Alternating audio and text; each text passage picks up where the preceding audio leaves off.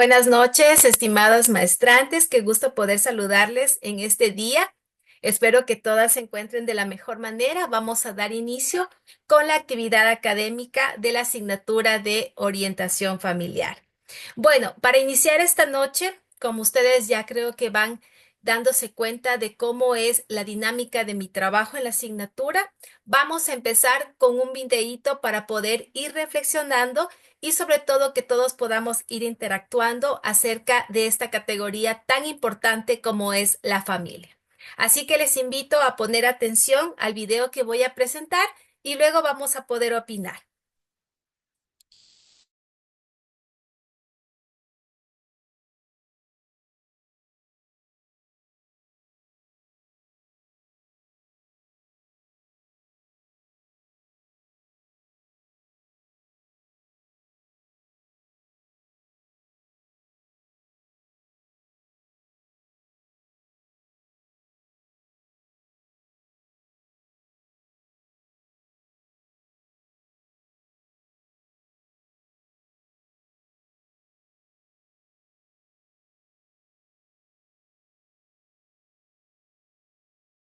Un experimento de felicidad es una dinámica muy sencilla. Te va a pedir que es familia. Entonces, si la llamas a decirle, te estoy llamando a darte las gracias por existir. Papi, te estaba llamando para darte muchas gracias por existir. Amor, yo te llamaba para darte las gracias por existir. Buzón de mensajes. Tendrá cobro a partir de... Mami, llamé a darte un mensaje. Cuéntame. Te quiero mucho y quiero darte las gracias por existir. ¿En serio? Sí, llamaba a decirte eso. ¿Quién se murió? No, nadie. Te estaba llamando para todo lo contrario. Te quería dar las gracias por existir. ¿Por qué? Oye, te estoy llamando porque te quería dar las gracias por existir. Gracias por existir. Gracias por eso. No es ridícula. Gracias por existir y por estar en mi vida. Nada más. Yo solamente quería llamarla para decirle que la amo mucho y que gracias por todo. ¿Pero qué le pasó? Nada, en serio. Es porque está llorando. No me haga acercar más. ¿Y por qué, pa? Ay, Juan, gracias, qué lindo. Palabras que no esperaba en estos momentos. Bueno, te agradezco por existir, papi. Ah, bueno, amor, muchas gracias a usted. Por existir, por ser buena amiga, por todo. Ay, no, que esto tan hermoso. Y ya, esa era la idea de llamarte, que tú lo supieras. Está bueno, mi amor. Te quiero muchísimo. Muchas gracias por existir, por ser tan bella, por ser la mejor mamá del mundo. Te quiero mucho. Te amo mucho y muchas gracias. Y yo a ti. ¿Por existir? Sí, Ay, con mucho amor. No sé más, porque nunca, pues casi nunca se lo digo y se lo quiero recordar. Usted no tiene nada, Sí, te lo juro que no. está bien. Sí, te lo juro. Amo. Chao, bravo, chao. Fuerte.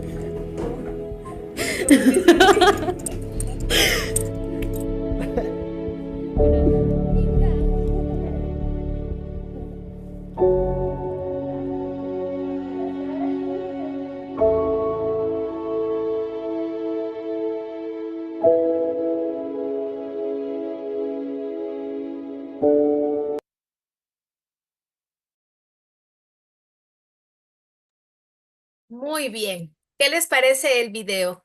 Bueno, a mí me gusta trabajar muchísimo con experimentos sociales porque podemos darnos cuenta cuál es la reacción de las personas en ese momento frente a una situación que puedan estar viviendo.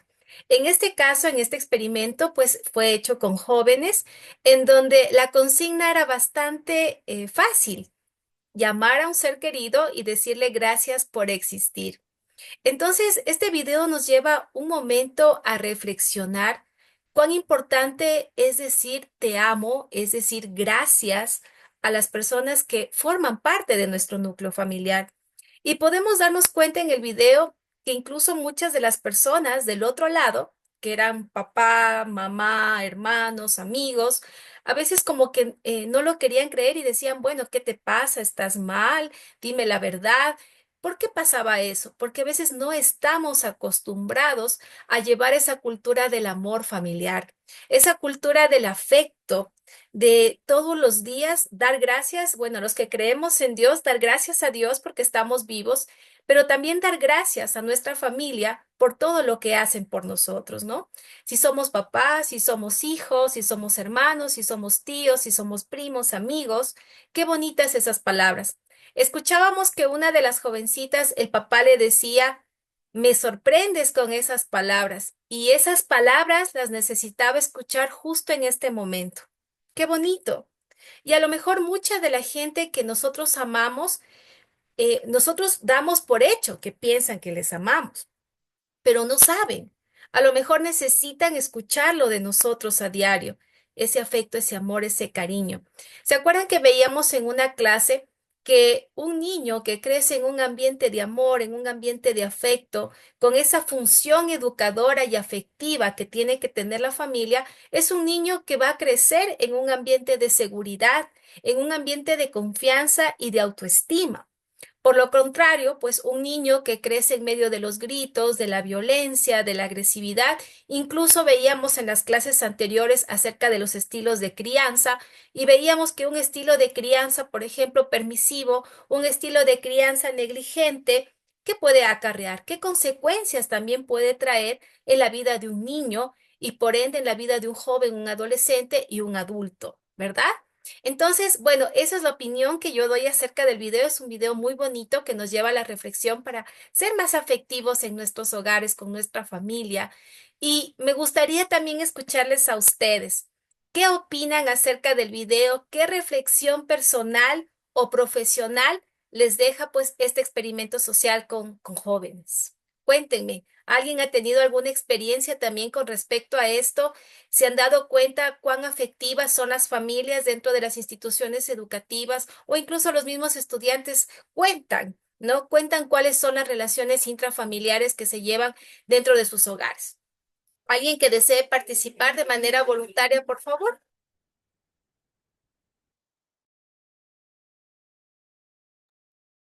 A ver, vamos interactuando sin miedo. Estamos aquí para aprender, para escucharnos y para todos poder participar.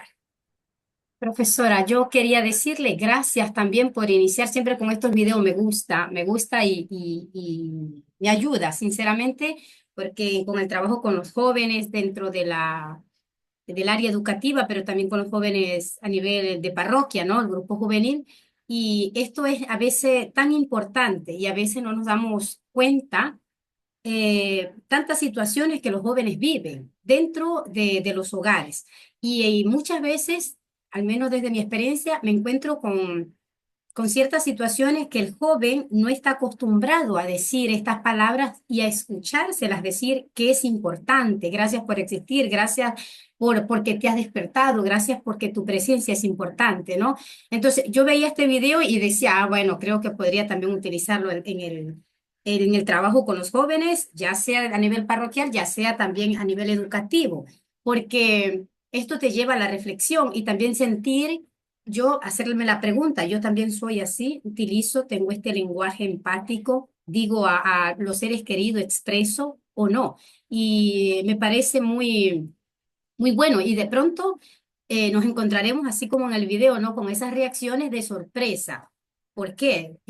Pero nosotros sabemos que cuando nos dicen una palabra de afecto, siempre tiene un efecto positivo, una resonancia dentro de nosotros que es buena, que te hace bien, que te levante la autoestima. ¿Cómo puede ser también una palabra hiriente, ¿no? Y eso lo vemos que sucede tantas veces también en la familia. Muchísimas gracias. Me gusta esta forma de trabajo porque me ayuda a mí también en el trabajo con los jóvenes. Digo gracias.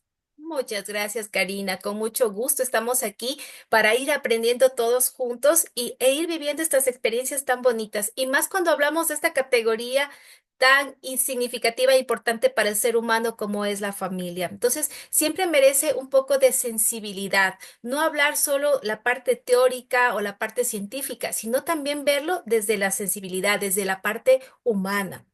Les cuento, estimados maestrantes, que yo ya en algún momento les compartí que soy docente de la universidad y en algunas ocasiones he hecho este experimento, Karina, que le escuchaba que decía, ¿puedo hacerlo con los chicos?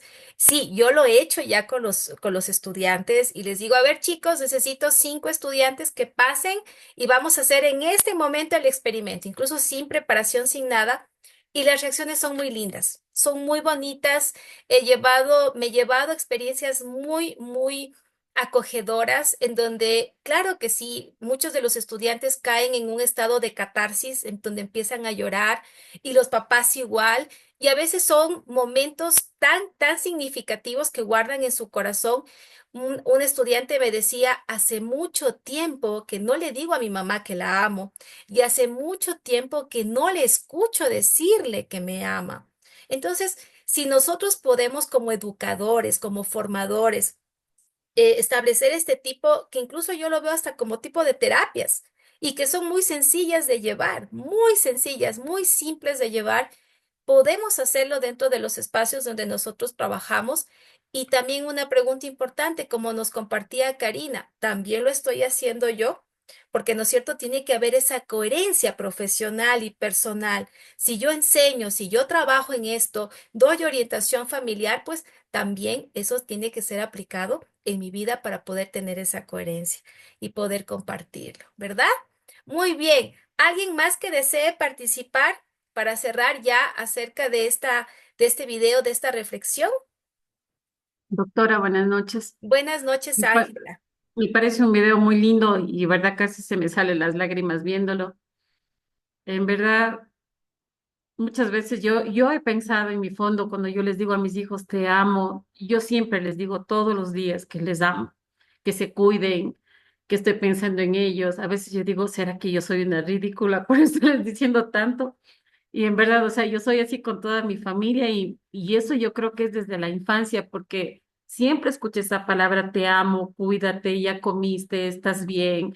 Entonces, como que uno crece con eso y uno transmite eso también a los hijos. Y a veces yo digo, mi hijo es súper seco, yo siempre digo, él es súper así como parco, y yo importa, y yo digo, igual te amo. Y yo digo, te amo, te amo, te amo. A veces hasta le pongo tantísimas veces, me pone, ay, mami. Yo digo, no me importa que me diga, ay, mami, digo, pero igual yo le voy a decir siempre.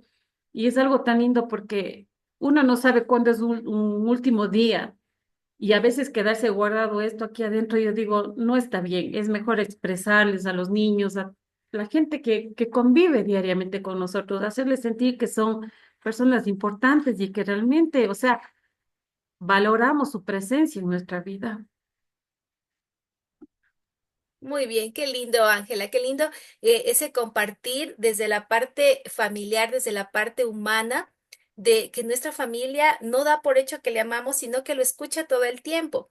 Yo les decía a mis estudiantes, a veces esperamos que llegue el Día de la Madre, esperamos que llegue la Navidad, esperamos que llegue el cumpleaños y hacemos unas publicaciones hermosas en redes sociales.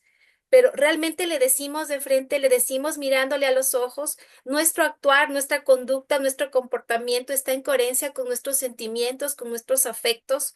Entonces, qué lindo que Ángela pueda ella decir todos los días a sus hijos, te amo.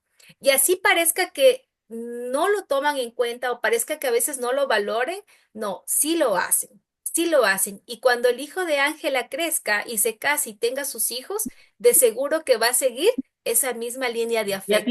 Ya tiene 30 años. ¿Ya está casado?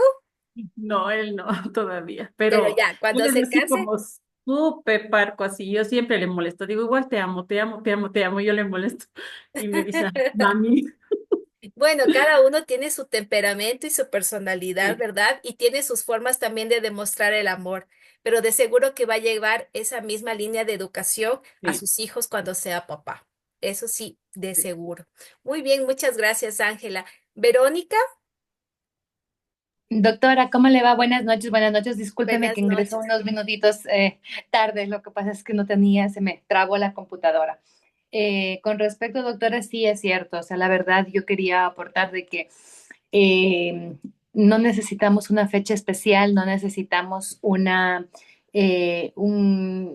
día específico para poder decir te amo, decir gracias o decir eso. O sea, siempre tenemos que, la verdad, digo, saber que nos levantamos, damos gracias, que estamos un día más de vida, pero no sabemos en el transcurso del día qué nos pasará, si regresaremos a casa, no regresaremos. Entonces, y como le decía usted a la compañera Ángela, en verdad esas palabras y eso se quedan y se transmiten de generación en generación, se va transmitiendo. Entonces, yo también tengo dos hijos varones.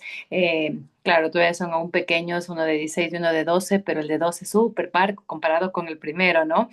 Y como son todos diferentes, pero yo a él, por ejemplo, siempre le digo, te amo, te amo. Él, a mí, todo el tiempo me dice, te amo, estás linda, y lo que me dice un montón de cosas, pero en lo que es parco, porque cuando, por ejemplo, les sé decir, papito, saluda a los abuelos y todo, va, les da un abracito, pero hasta ahí llega, ¿no? Pero mi mami sabe decir justamente, él con la mirada te dice todo, no es necesario que te lo diga en palabras. Entonces, en verdad, y es súper importante. Yo siempre creo que incluso no solo a los familiares, sino a las personas que nos rodean, porque a veces no sabemos qué esa persona que está pasando, o tal vez solo con el abrazo que demos o seamos amables, podemos cambiarle el día.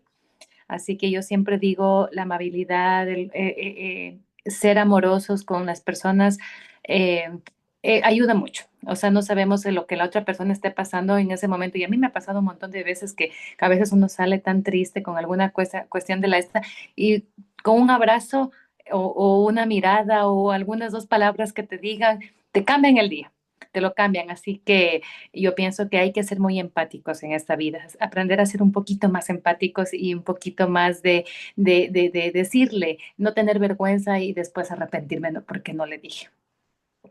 Como por ahí dice una canción que salió recién, tirar más fotos para los recuerdos. Entonces, la Ah. verdad que sí. O sea, en verdad es tirar más recuerdos, tirar decirle a las personas que en verdad son importantes en nuestra vida. Ujú. Eso, doctor. Excelente, muchas gracias, Berito. Muy linda la reflexión. Creo que a todos nos lleva a, a reflexionar, ¿no? De cómo estamos llevando nuestra vida. Y es cierto lo que dice Berito. No sabemos las batallas detrás de una persona, lo que está viviendo. Muchas personas que incluso viven un trastorno del estado de ánimo como la ansiedad y la depresión, a veces no lo muestran como son los signos o los síntomas de una enfermedad así y tratan de disimular, de enmascarar este tipo de enfermedades. Y no sabemos que a lo mejor hasta mientras le estamos abrazando, esa persona está pensando en querer suicidarse. Y eso ha pasado en muchos casos. Incluso ahora tenemos altos índices de niños que quieren suicidarse y se han suicidado.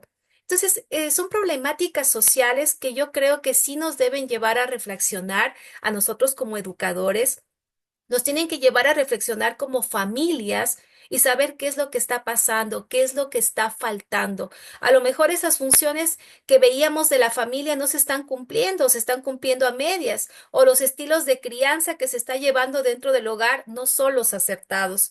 Deberíamos reflexionar y como educadores también hacer reflexionar a las familias que tenemos a cargo. Y es por eso que con este video estamos introduciéndonos un poquito a la clase del día de hoy. Hoy vamos a hablar acerca de la educación y la orientación familiar. Voy a compartir pantalla. Vamos a entender un poquito qué es la educación y la orientación familiar, porque nosotros como docentes, si bien es cierto, a lo mejor tenemos una formación en ciertas áreas de la educación o quienes trabajan en la parte social, una formación en la parte social, pero ya hablábamos en clases anteriores que uno de los entes, ejes, núcleos, contextos, categorías, como ustedes la quieran definir, más importantes en el trabajo con niños, adolescentes y jóvenes es la familia, ¿no es cierto? Entonces, si nosotros vamos a trabajar con la familia, debemos saber Primero, ¿qué es educación familiar? Y luego, ¿qué es la orientación familiar? Porque podemos trabajar también dentro de estas funciones como magísters en educación especial. Ahora, ¿qué es la educación familiar? Vamos a ver este concepto e irlo entendiendo y comprendiendo desde las palabras claves. La educación familiar es el proceso de enseñanza-aprendizaje que se lleva a cabo en el seno de la familia y que tiene como objetivo el desarrollo integral de los hijos. Miren, qué interesante. Entonces, ¿quién debe llevar la educación familiar? Los padres. ¿Dónde se tiene que dar? Dentro del hogar. La familia es el primer agente socializador de los niños y es en donde se aprenden los valores, las normas, los comportamientos básicos que van a ser fundamentales durante toda su vida y durante todo su desarrollo integral. Miren, cada clase repetimos lo mismo. ¿Quién debe formar? ¿Quién tiene esta función primordial? Es la familia. ¿Por qué yo siempre les repito esto? Porque a veces quienes han trabajado o trabajan en escuelas o en instituciones educativas, tanto de nivel básico, medio o superior, siempre a veces la familia como que quiere lanzar esta función o esta responsabilidad a los profesores, ¿no es cierto? Ah, no te enseñan a saludar en la escuela, no te enseñan a comportarte correctamente en el colegio. Entonces, no, nosotros tenemos que tener claro para poder orientar a la familia que esto es responsabilidad, esta responsabilidad recae directamente sobre los padres desde sus roles parentales. Partiendo de esta premisa, la educación familiar siempre va a estar implicada en todos los terrenos que afectan a la vida del individuo. ¿Cuáles son los contextos en donde nosotros nos desenvolvemos? El contexto social, el contexto emocional, intelectual, laboral, incluso cuando ya somos adultos. Y es por esta razón que estas necesidades educativas deben estar relacionadas con estos aspectos. Entonces, aquí volvemos a recordar y hacer una retroalimentación. ¿Se acuerdan de cuáles eran las funciones de la familia? Ahí teníamos la función educadora, la función económica, la función de la comunicación, la función de la socialización, la función reproductiva, la función normativa, la función afectiva.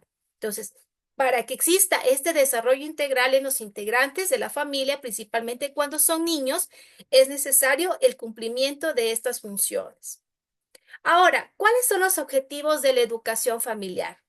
El objetivo de la familia al momento de educar y cumplir esta función es formar personas íntegras. Y yo también le podría sumar aquí una palabrita más, formar personas funcionales. Funcionales. ¿Por qué yo digo personas funcionales? Porque cuando una persona es funcional, se puede desenvolver en los diferentes contextos en los que se encuentra. ¿Sí? Pero formar personas auténticas, autónomas, independientes. Formar personas que estén plenamente desarrolladas con sus potencialidades personales. Personas equilibradas, ¿sí? Personas que tengan una escala de valores a las que puedan ajustar su comportamiento, que sean coherentes consigo mismas y sobre todo que estén comprometidas socialmente, es decir, ciudadanos correctos. Entonces, miren todas estos objetivos que tiene que cumplir la educación dentro de la familia.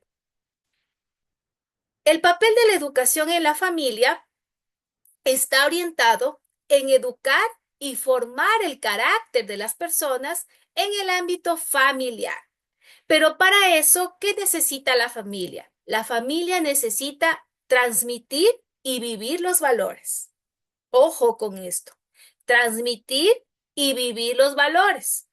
El tener unas buenas pautas morales y unas buenas pautas éticas. La educación en valores es una tarea de todos, de aquellos que de un modo o de otro interactúan con los educandos. Y es aquí donde yo vuelvo a hacer una retroalimentación a la clase anterior y recuerdan que hablábamos de cuáles son los pilares básicos y fundamentales para educar a los hijos. Y ahí hablábamos de 4, que incluso yo lo comparaba con una mesita, con las platitas de una mesita. Y les decía, el primero es el amor, el segundo es la disciplina. Y decíamos, el amor debe ser contraparte de la disciplina y la disciplina contraparte del amor.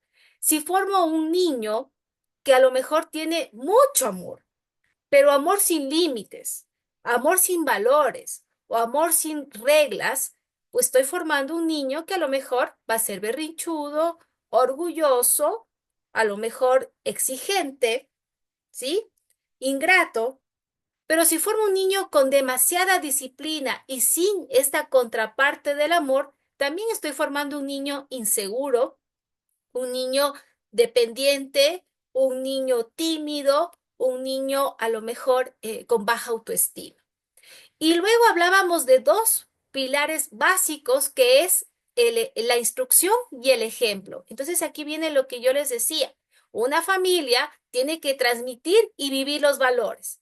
No sirve de nada que los papitos instruyan en los valores, en el respeto, en la responsabilidad, en la honestidad, cuando su actuar está a lo mejor no está en la misma línea de lo que está enseñando, ¿verdad? Entonces, tiene que haber esa coherencia entre lo que digo, entre lo que digo y lo que actúo. Y ahí yo hablaba de una frase muy bonita que dice, tus acciones son tan fuertes que no me dejan oír tus palabras, porque los niños y los adolescentes se dejan llevar más por lo que ven que por lo que escuchan. Entonces, qué interesante hablar de esto.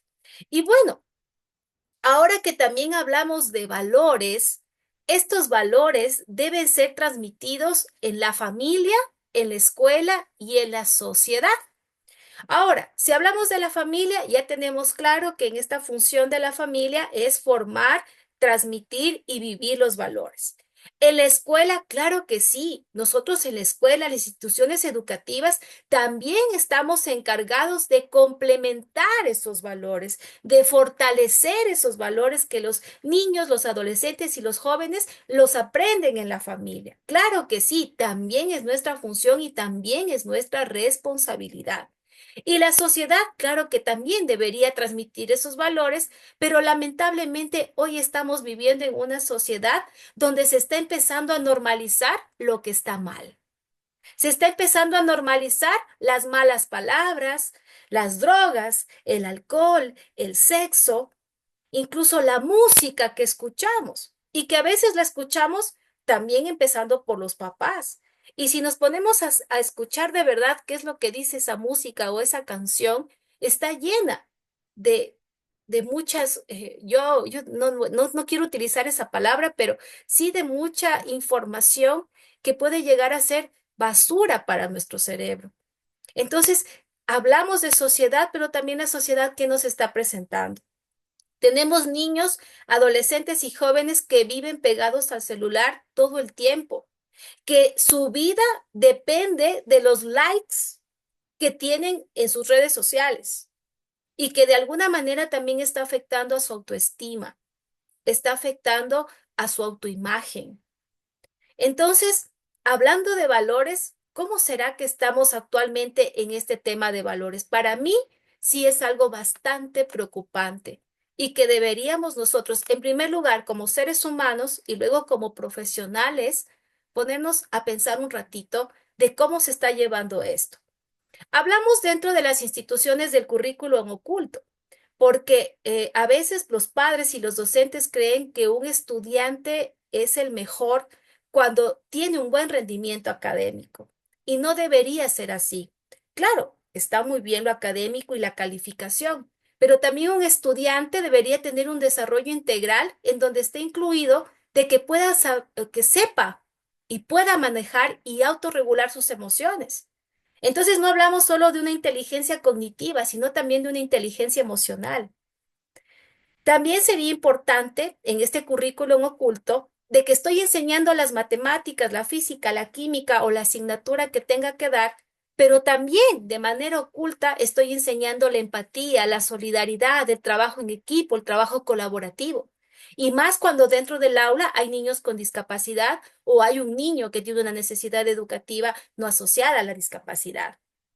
Entonces, miren, hay muchas formas de poder transmitir valores, tanto desde el lado familiar, pero también desde el lado educativo, desde la escuela, desde las instituciones. Ahora, ¿qué entendemos nosotros por los valores? Esto también yo creo que es una categoría que debemos tenerla bastante clara. ¿Qué son los valores? Los valores los podemos entender como esas normas, esos principios que guían la forma de actuar, de ser y de pensar de la sociedad. Miren, qué interesante. Entonces, los valores que hacen nos guían, nos orientan y son los principios de cómo nosotros debemos comportarnos como ciudadanos. También podemos entender a estos valores como los parámetros de conducta y las actitudes que debe tener una persona para poder vivir en sociedad. Imagínense, si nosotros tenemos en nuestra sociedad, en nuestra comunidad, personas que no pueden vivir en comunidad, que no pueden vivir en sociedad porque sus comportamientos o sus conductas no son éticas, no son morales, realmente es difícil, es complicado. Entonces podemos entenderlo también como estos parámetros de conducta y de ética que orientan estos buenos comportamientos. También los valores nos permiten entender como aquello que es correcto y ético, que ya lo acabo de decir. ¿Y qué valores nosotros debemos enseñar? Realmente hay muchos valores que debemos enseñar y practicar, principalmente en los niños y los adolescentes, como es el respeto, la empatía. Esto de la empatía me parece que es un valor muy importante y mucho más hablando de niños con discapacidad, de niños con necesidades educativas específicas. Enseñar la empatía, enseñar el autodominio, lo que les decía, esa autorregulación de las emociones frente a situaciones que se presentan en el diario vivir, la honestidad, la responsabilidad, la compasión, la solidaridad. Valores que lamentablemente en muchos espacios empiezan a perderse y empiezan a aparecer problemáticas sociales que sí se vuelven un caos en las escuelas, en los colegios, incluso en las instituciones de educación superior, como por ejemplo el bullying o el acoso escolar, o incluso ahora, que es mucho más grave, el cyberbullying, en donde por lo menos en el bullying o acoso escolar se puede identificar quién es el agresor, pero en el cyberbullying no se puede identificar el agresor y puede mantenerse anónimo. Y esa es una problemática que es consecuencia de esta falta de transmisión y de enseñanza de valores. El ámbito familiar ejerce su acción educativa de modo informal, espontáneo, natural, realizándose en los momentos y lugares más inesperados, de manera que los efectos del ambiente familiar sobre los procesos de personalización, socialización y transmisión de valores se pueden tornar esenciales, ¿no es cierto? Cuando hablamos que se da de un modo informal, espontáneo, natural, es decir, que este ámbito educativo en la formación de valores, ¿en qué momento se pueden dar dentro del hogar? Al momento de la comida, al momento de que se da un paseo, al momento de hacer las tareas, al momento de compartir un momento en familia. Entonces, debe darse de esa forma, de una manera espontánea. Y también los padres, pues, deben buscar los espacios y los momentos idóneos para poder enseñar estos valores, tanto en la instrucción como en la práctica. Muchos padres pues pueden confundir la instrucción con la educación y piensan que con facilitar la educación escolar ya es suficiente. Estos progenitores dimiten de su función educadora y dejan todo en manos de las agencias educativas o también no familiares, lo que yo ya mencionaba anteriormente, ¿no es cierto? Que a veces no. Yo con el hecho de estarte pagando la educación, de estarte pagando la escuela, el colegio, la universidad, yo ya estoy cumpliendo con mi función educadora. Yo no voy más allá. Ya te estoy facilitando la educación. Entonces, piensan que es la responsabilidad de la escuela, del colegio y la universidad en formar a lo mejor estos valores, en formar a sus hijos y convertirse en esto que he puesto entre comillas como la agencia educativa. ¿Qué opinan ustedes al respecto? A ver, vamos conversando un poquito aquí entre todos, porque para que no solo hable la profe, entonces vamos hablando entre todos. ¿Qué piensan al respecto? ¿Se dan estos casos? ¿Se dan estos casos en las instituciones donde ustedes han trabajado desde su experiencia profesional, en donde dejan todo a cargo de la institución? A ver, Berito.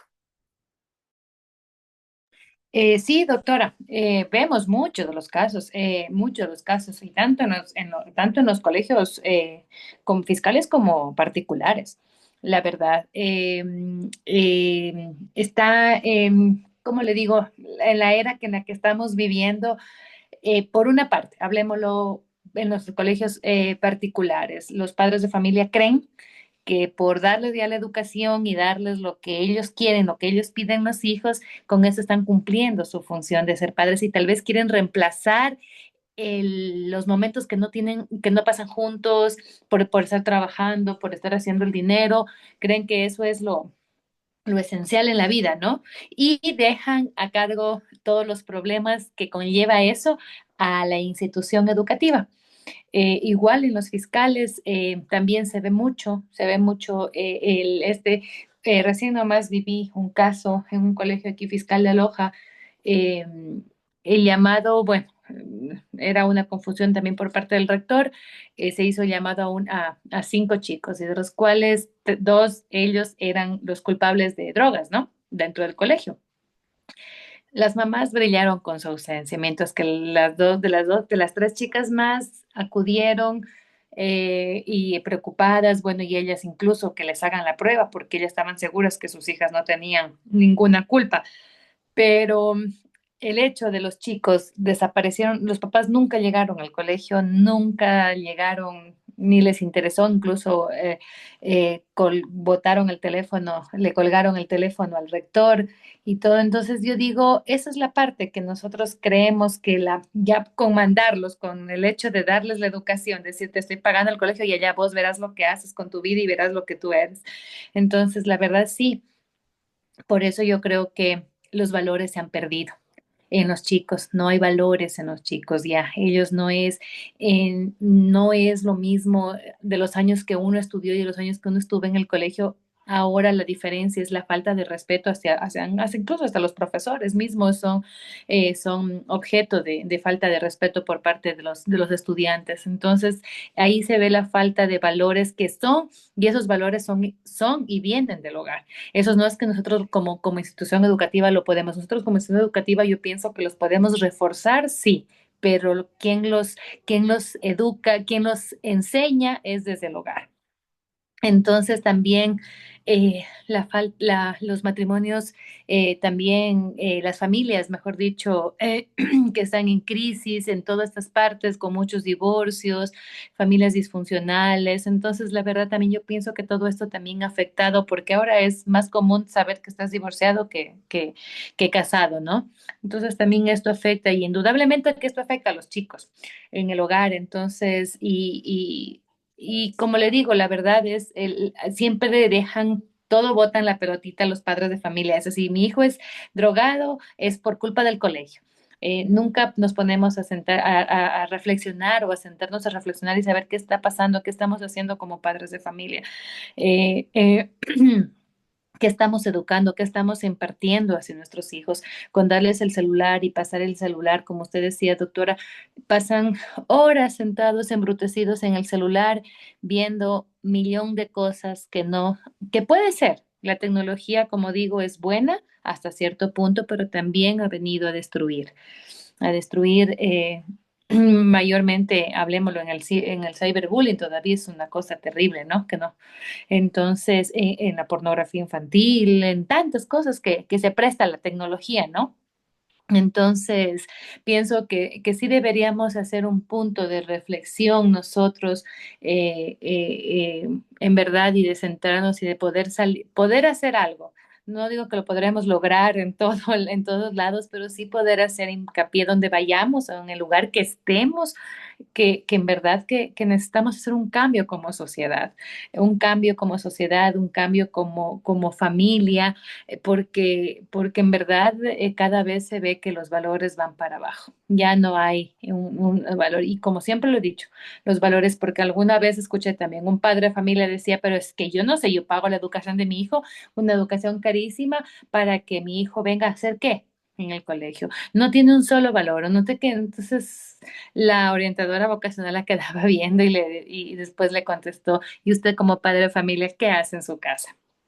Entonces, que es cierto, los valores se vienen de casa. En el colegio lo podemos reforzar, sí, pero todo esto viene de casa, del hogar, y eso es lo que falta mucho. Entonces, como educadores, la parte de educación familiar está totalmente olvidada en estos momentos, está totalmente olvidada. Por eso hay tanta,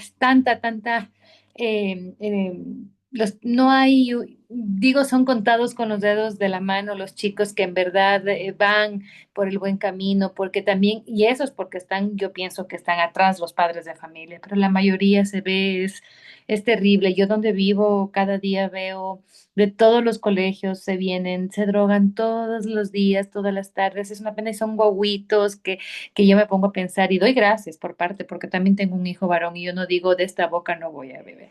La verdad, no, nunca lo podría decir y siempre lo encomiendo a Dios, a mi hijo y todo y se lo hablo súper claro.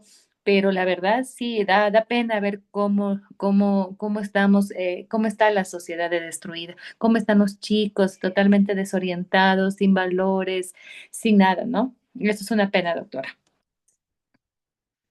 Muy bien, muchas gracias, Berito. Me parece una excelente reflexión el poder mirar de cerca lo que está pasando en las instituciones y lo que está pasando en esta confusión que tienen los padres entre lo que es la instrucción con la educación, ¿verdad?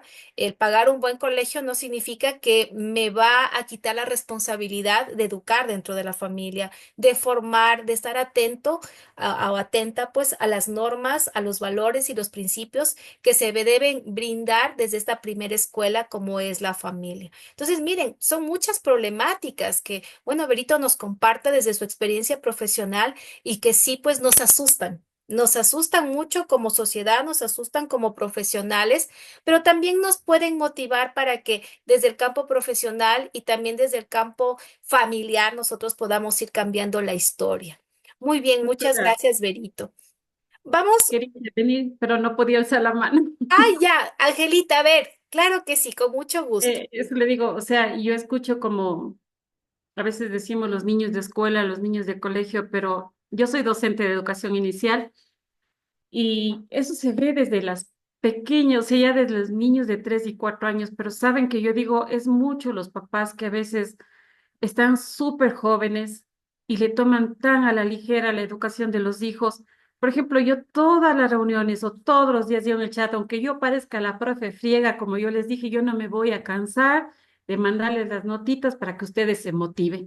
Por ejemplo, los niños ya llegan sin uniforme. Yo digo, ¿cuándo en nuestra época nosotros íbamos sin uniforme? No nos dejaban ni cruzar la puerta primero. Los papás llegan así a la profe, que coja la lonchera, ni siquiera un buenos días. La profesora tiene que decir buenos días, porque ya ni el buenos días, ni vienen con el uniforme, faltan cuando quieren, no justifican. Yo le digo, a dónde vamos a ir a parar con estas criaturas? Digo, cuando sean ellos adultos. Entonces yo a los papás, como soy ya súper mayor a mis padres de familia, yo sí les digo, no, papitos, eso no está bien. Le digo, recuerden, le digo las normas, digo, luego ustedes mismos van a sufrir con sus hijos que no tengan los valores, no tengan normas, no tengan reglas. Digo, si ustedes no les ponen normas y reglas desde pequeños, ¿qué esperan cuando ellos sean adultos? Digo, una sociedad totalmente disfuncional que quizás hasta les levanten la mano a ustedes, les griten en la calle. Yo sí, o sea, tengo eso metido en mi cabeza, no sé si me criaron tan así a mí, pero es una pena ver desde pequeñitos, desde los 3, 4 años, usted ya ve eso. Qué Eso, doctor. lamentable. Y eso, Angelita, nos asusta más.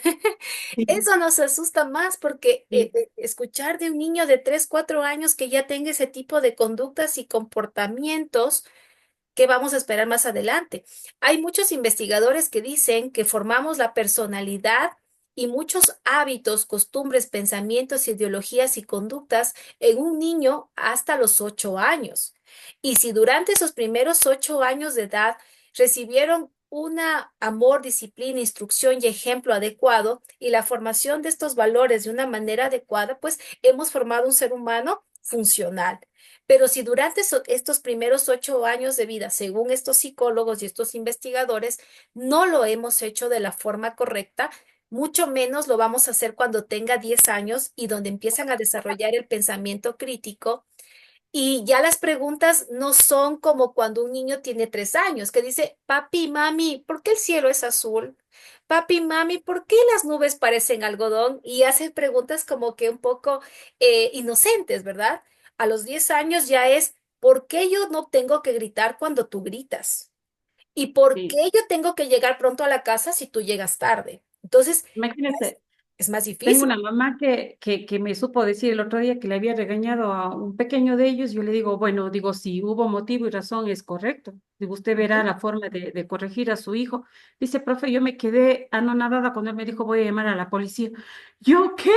Él, o sea, un alumno de ese tamaño y en el aula yo todos los días les hablo del respeto, pero cuando se van con los papás, les juro, creo que se les olvida todo lo que la maestra les dijo otra vez y decir que van a llamar a la policía en esas pequeñas carnecitas, como yo digo, tan chiquititos.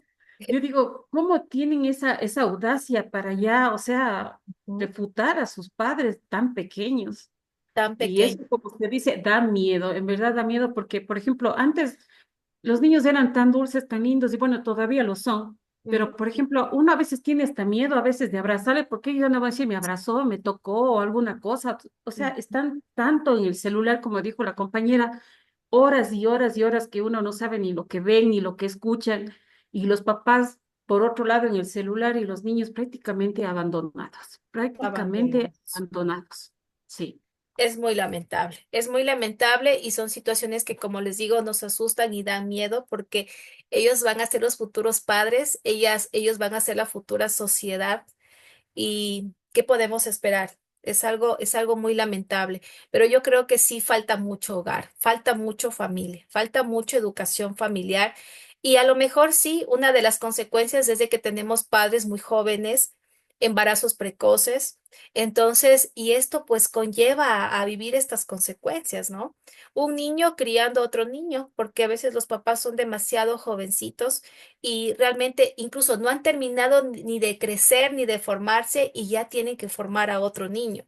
Y sin esas bases es muy complicado. Mucho más cuando llega la adolescencia, porque la palabra adolescencia viene de la palabra adolecer, en donde adolecen muchos cambios físicos, psicológicos, emocionales, y si no tienen una buena guía, una buena orientación y no han sido formados adecuadamente, pues también hay consecuencias fatales. Entonces, vamos reflexionando, queridos maestrantes, vamos reflexionando sobre estos temas tan importantes porque nosotros también tenemos un rol y ya vamos a irlo viendo también el rol y qué función nosotros podemos cumplir también como orientadores familiares. Y bueno, continuando con la exposición, los padres son los primeros responsables de la educación de sus hijos y su derecho y deber debe sobresalir por encima de otros grupos o de otras personas. Claramente, vuelvo y repito, los padres, ¿sí? Y es aquí donde yo quiero hacer hincapié cuando hablamos de roles parentales. Los roles parentales de papá y de mamá son irreemplazables e irrenunciables, ¿sí? Cuando una persona decide ser papá o incluso sin decidirlo, automáticamente tiene un rol parental. ¿Qué son estos roles parentales? Deben ser esas capacidades prácticas que deben tener los padres y las madres para poder cuidar, proteger y educar a sus hijos, asegurando un ambiente sano y un desarrollo integral. Fuera importante, como nos decía Angelita, que todos estos jovencitos tuvieran claro cuáles son sus roles parentales, ¿verdad? Lo tuvieran bastante claro y lo tuvieran interiorizado. A ver, yo decidí ser papá, yo decidí ser mamá, entonces, ¿cuál es mi rol? Mi rol es cuidar, proteger y educar a mis hijos, ¿verdad?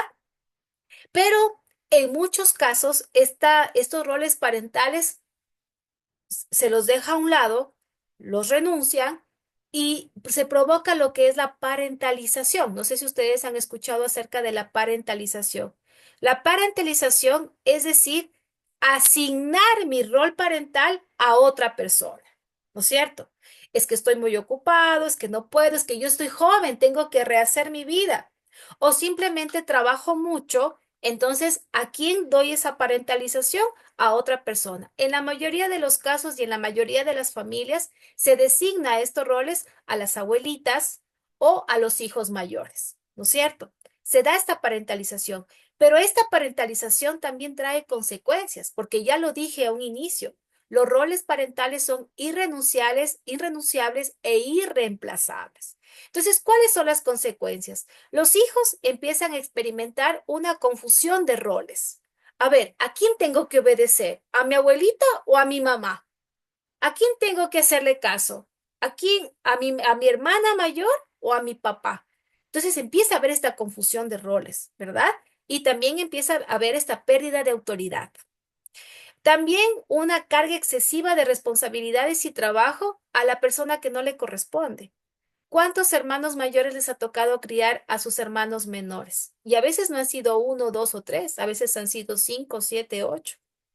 Esa es una carga excesiva de trabajo que no les corresponde. Otra consecuencia es un desequilibrio emocional que se puede provocar tanto en la persona que tiene que cumplir con esta parentalización, con un rol que no le corresponde, como también para los hijos, un desequilibrio emocional. Y también la interrupción de su infancia, adolescencia y juventud, cuando hablamos principalmente de los hijos mayores que tienen que hacerse cargo de sus hermanos menores. Estamos interrumpiendo ese proceso y ese desarrollo que deberían tener como niños, como adolescentes y como jóvenes.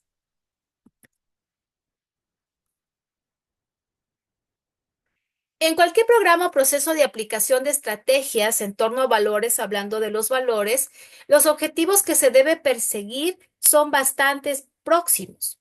Por ejemplo, aquí tenemos dos autores como Mosher y Sprinthal, que en 1973 lo establecieron los siguientes.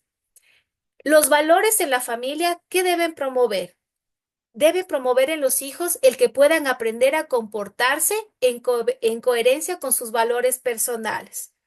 También permite que sean capaces de darse cuenta y que puedan articular lo que desean llegar a ser. Y también capacitar a las personas para que se orienten en la dirección de los valores deseados por ellos mismos. Por ejemplo, un adolescente o un joven que tiene ya inculcados sus valores y sus principios como base fundamental de su formación, no necesita estar papá y mamá atrás de ellos porque ya saben cómo comportarse, ya saben lo que es correcto y lo que es incorrecto. Yo les digo desde mi experiencia, cuando los estudiantes llegan a la universidad, siempre mi primera consigna con los estudiantes es, usted viene a comportarse de la forma en cómo fue educado. En la universidad viene a ser el reflejo de lo que sus padres le enseñaron. Entonces, compórtese en base a eso. Entonces, son como que esas consignas que yo les digo de manera directa y a la vez indirecta, es como que una forma también de disciplinar y decir, contrólate, autodomínate en base a cómo te formaron. Los padres y las madres también precisan, formarse en habilidades para desarrollar y promover los valores en sus hijos y a esta necesidad pues suele responderse a través de escuela para padres. Me parece que dentro de las instituciones educativas es fundamental que existan estas escuelas para padres. Incluso yo creo que en estos códigos de convivencia o en estos proyectos educativos institucionales que deberían estar presentes en las instituciones, debería darse como una norma, como un acuerdo, como un compromiso, incluso cuando se llega a matricular a los hijos, de la participación en estas escuelas para padres. Saber identificar a lo mejor desde los departamentos de consejería estudiantil, desde los DC, cuáles son las necesidades de los padres para formarse y mucho más cuando son jovencitos. A lo mejor ellos también requieren tener este tipo de formación, este tipo de orientación para poder pues llevar y crear estas habilidades y estas prácticas dentro de sus hogares, dentro de sus familias. Para mí debería ser una norma dentro de las instituciones. Y papá o mamá que no asiste, pues debería haber una sanción. Yo creo que esa es la única forma de poder llevar una corresponsabilidad social y familiar en la educación de los hijos. Pero hay una buena noticia, estimados maestrantes. Para nosotros poder ayudar en esta educación familiar, ayudar a las familias, podemos hacerlo a través de la orientación familiar, tal como se llama esta asignatura y que forma parte también de la maestría en educación especial. Pero, ¿qué entendemos por orientación familiar? Es una nueva disciplina que tiene como objetivo o como objeto de estudio a la familia y sus vínculos, proporcionando herramientas necesarias para superar los conflictos cotidianos que se pueden generar en la dinámica intra y extrafamiliar. Es decir, a través de esta herramienta, nosotros como educadores, como DS, podemos utilizarlo con la familia. Principalmente se la puede utilizar como una ayuda o ayuda a las familias desde los ámbitos que apuntan esencialmente a la prevención y a la formación y fortalecimiento del crecimiento familiar. Nosotros como docentes somos los primeros en darnos cuenta qué es lo que está pasando con el niño, ¿verdad? Porque el niño está demasiado triste, está demasiado hiperactivo, tiene conductas disruptivas, es un niño violento, es un niño tímido. Entonces, ya son algunas pautas que nosotros tenemos como docentes para saber que algo está pasando en ese niño y que puede ser como consecuencia de alguna situación familiar. A través de la orientación familiar, nosotros podemos cumplir con el objetivo de orientar y empoderar a las familias para prevenir y resolver crisis y conflictos, interviniendo en las problemáticas familiares. A partir de la orientación familiar se puede ayudar a cada persona a descubrir el sentido de su vida, a su propia humanización y de este modo alejarla del vacío, la dispersión, la desorientación, la apatía, afirmando su propia originalidad y creatividad. Lo importante, estimados maestrantes de la orientación familiar, es de que se la puede aplicar desde diferentes ámbitos profesionales, desde el ámbito psicológico, desde el ámbito educativo, desde el ámbito social y también desde el ámbito personal, ¿sí? Entonces, esta orientación familiar lo podemos hacer desde todas estas perspectivas. Ahora, yo les había pedido, incluso en el foro académico que ustedes ya respondieron, y les había preguntado, ¿por qué será importante la orientación familiar en la educación? ¿Por qué será importante que nosotros como educadores podamos saber acerca de orientación familiar y podamos aplicar esta disciplina o esta herramienta dentro de la educación? Porque a veces lo confundimos y pensamos que solo está dentro del ámbito clínico y que a lo mejor lo tiene que hacer un terapeuta o a lo mejor lo tiene que hacer únicamente un psicólogo clínico o un psiquiatra. No, también lo podemos hacer nosotros como educadores. Ya les he dicho cuál es el concepto, ¿no? Una herramienta que nos permite entender la dinámica de la familia y poder ver posibles soluciones que mejoren a lo mejor las relaciones intrafamiliares. La pregunta para ustedes que ya respondieron en el foro, ¿por qué será importante que nosotros los educadores podamos hacer orientación familiar o sepamos acerca de la orientación familiar dentro de la educación especial? Ahí redundando un poquito. ¿Qué piensan ustedes? Al estar a cargo de múltiples familias, perdón, Cristian, ¿quiere tomar la palabra usted? Sigue nomás, compañera, luego sigo yo. Ya, Ya. Ángela y luego Cristian. Al estar nosotros a cargo de múltiples familias funcionales, disfuncionales, como yo siempre digo, con valores, con costumbres diferentes, y hay que analizar un poquito más allá a veces por qué están esas familias rotas, por qué están esas familias quebradas, porque quizás el padre y la madre tampoco tuvieron la oportunidad de tener una orientación educativa en sus hogares. Entonces, ellos vuelven a formar un nuevo hogar, pero con las estructuras quebradas, como yo siempre digo, sin valores, sin normas, sin reglas. Es como yo me eduqué, voy a educar a mis hijos. Entonces, nosotros como como profesionales y que nos estamos preparando en estas áreas y como responsables de la educación de los pequeños dentro de la institución, tenemos el deber y la obligación de guiarles a ellos. ¿Para qué? Para evitar múltiples problemas cuando los chicos vayan creciendo, cuando sean adolescentes. Y no solamente en este caso, porque a veces hay papitos con niños con discapacidad, múltiples discapacidades o diferentes dificultades que no saben para dónde agarrar el camino. No saben si para el norte, si para el sur, si para el frente, escuchan a uno, escuchan a otro y en lugar de comprender la dificultad, se confunden más.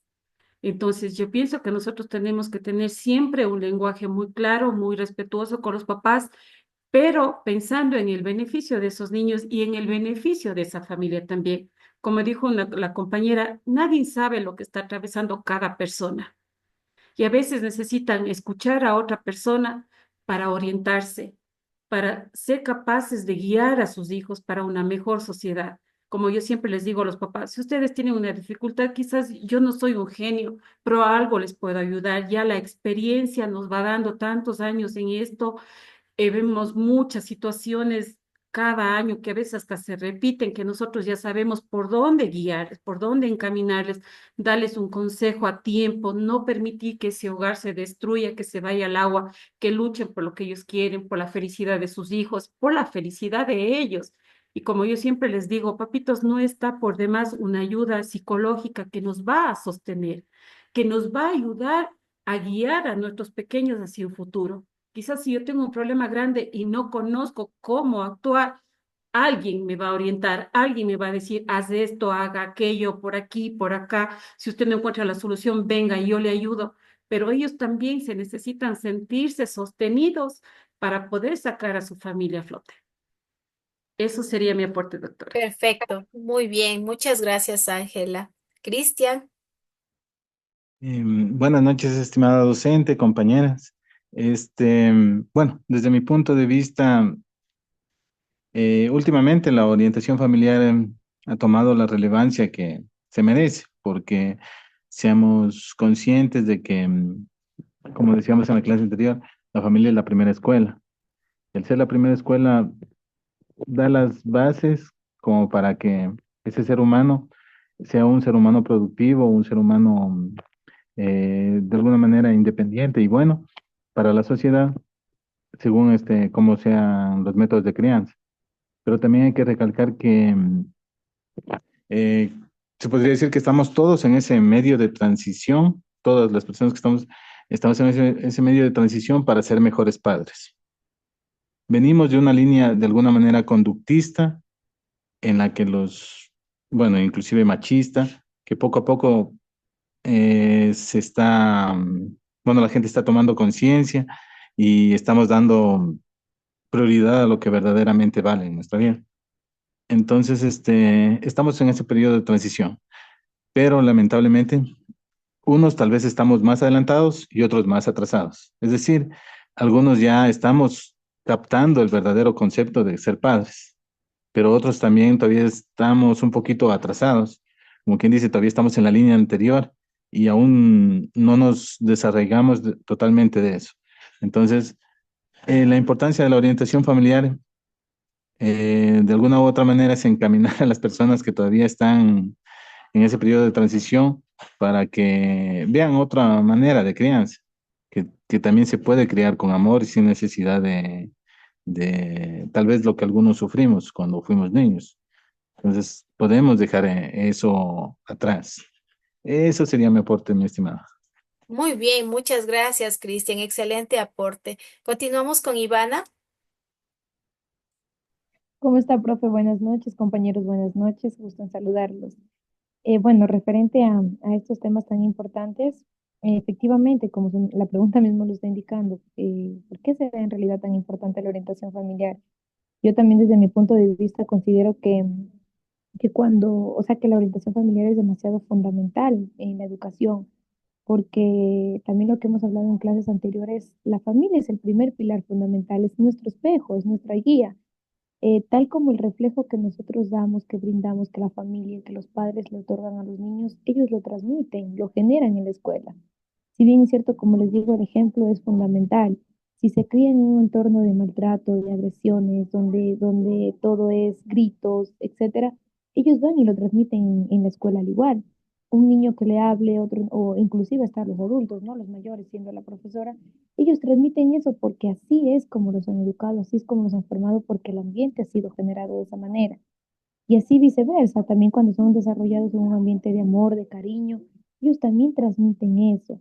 O sea, cuán importante, y no solo vamos al tema de educación, como por decir en el tema de aprendizaje. Claro que aporta también bastante la orientación en el tema de aprendizaje, pero vamos englobando educación como tal. Lo educa en valores, en el aspecto emocional, en la parte social, cómo interactuar con otros niños. Yo considero que la influencia de la orientación familiar impacta muchísimo. Y abordando la parte académica, también los niños se ven interesados, ven que el papá, mamá está involucrado en ello. Más amor, más cariño, más dedicación, ellos mismos le ponen al tema del aprendizaje. Otra cosa también de que nos permite palpar es darnos cuenta de si el niño en realidad está requiriendo alguna necesidad, qué sé yo, se esté debiendo directamente a un aprendizaje en específico o a veces también, bueno, por experiencia también que he tenido la oportunidad de evidenciarlo, a veces no es netamente una necesidad que algo esté ocurriendo a nivel de educativo, de aprendizaje nuevamente, sino que es únicamente porque estamos con baja autoestima, la parte social, la parte emocional está bastante afectada porque no hay una orientación familiar desde un inicio que permita que los niños exploren, desarrollen o también puedan mencionar lo que a lo mejor estén sintiendo. Entonces, eh, desde mi punto de vista, como les comento, profe y compañeros, la orientación familiar debería ser inculcada desde un inicio, desde muy pequeñitos, porque también sí es cierto que desde pequeñitos vemos cosas que, wow, nos sorprende que no sería, no es, mejor dicho, apto para la edad en la que ellos se encuentran. Eso, profe, muchísimas gracias. Muy bien, excelente. Muchas gracias, Ivana. Karina,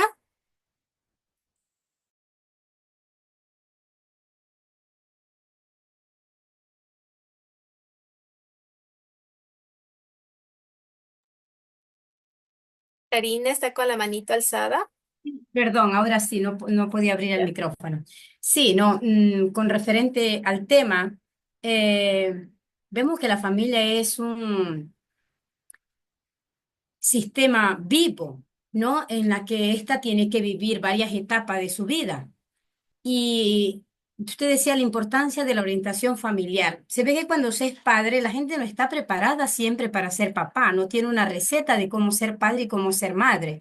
Y vemos también que en el ciclo de vida, en las diferentes etapas, las familias presentan diferentes crisis también, ¿no? Problemáticas. Entonces es donde interviene el orientador familiar para poder dar herramientas. Es lo que nos decía un poco la lectura, ¿no? O lo que se decía en el foro.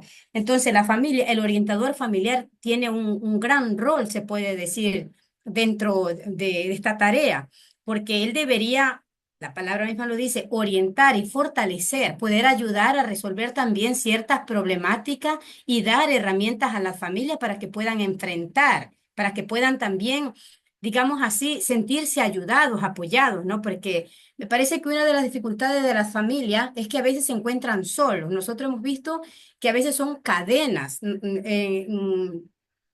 en el trabajo que hacemos ya sea en la escuela, en el colegio, en los barrios donde estamos, en las parroquias, vemos que hay ciertas familias que poseen o que tienen unas cadenas repetitivas, ¿no? Y que a veces se necesita, o sea, usted vive esto, si usted no tiene la ayuda, usted no puede ver más allá. Cuando uno tiene una persona que le ayuda o un equipo que le ayuda, en este caso el orientador vocacional, este te ayudará a mirar más allá, te dará herramientas, te dirá, mira, lo que estás haciendo de pronto mejor, vamos a hacerlo de esta manera, te puede ayudar confrontándote, mirando el punto de vista de todos los miembros de determinada familia, ¿no? Entonces, me parece que este orientador familiar ayudará también a redescubrir ciertos valores en la misma familia, porque a veces en la familia se dice, no, mi mami es así, no, el fulano es así, el otro es así. El orientador vocacional, pienso yo, que también ayuda a rescatar el positivo pese a las situaciones difíciles que se puedan encontrar en esta familia. Entonces, me parece que esto es uno de los beneficios, como decía en el foro, ¿no? Y que el rol del orientador familiar es muy, pero muy importante cuando la familia también se deja ayudar. Vemos que hay en situaciones difíciles la familia te busca para hablar y si uno de verdad tiene el conocimiento, posee las herramientas, puede ser un buen instrumento de ayuda para una determinada familia y dar algunas orientaciones que puedan ayudar a desenvolver ciertas problemáticas o al menos ser de apoyo para las familias. Eso, doctora, Dios gracias. Muy bien, muchas gracias, Karina. Ángela, creo que quería decir algo. ¿No? Ah, ya, le vi que prendió el micrófono. Ya, Perdón. me parece perfecto. Todas sus experiencias, todos sus aportes son realmente muy significativos para todos porque nos permite ver desde diferentes perspectivas y también entenderlo desde estas perspectivas, lo que ustedes consideran que es importante el fin y el objetivo de la orientación familiar.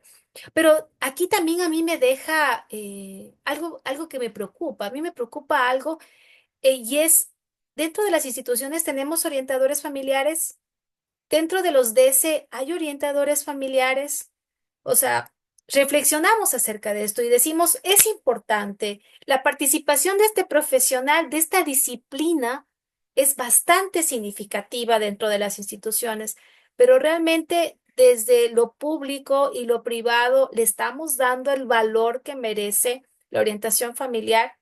Y yo creo que si tuviéramos un orientador familiar dentro de las instituciones, mejoraría todo. Y no solo hablando desde la parte académica y pedagógica, porque siempre estamos más pendientes de que el DS esté atrás de las adaptaciones curriculares, de poder hacer un diagnóstico de qué necesidad educativa específica tiene el niño, de poder entender o manejar la discapacidad, orientar a los docentes. Pero, ¿y la familia dónde queda? ¿Dónde queda? Y ya vamos a ver en unas clases de más adelante cómo la familia tiene que vivir el duelo de aceptar que tiene un niño con discapacidad.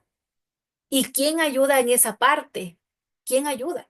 Porque la escuela a veces también se convierte solo en las quejas. Oiga, su niño es un hiperactivo, su niño tiene una mala conducta, su niño genera caos, su niño, pero la familia, ¿cómo ellos, o sea, solo están escuchando quejas, quejas, quejas y quejas, pero tampoco están recibiendo la ayuda que necesitan de parte de la institución?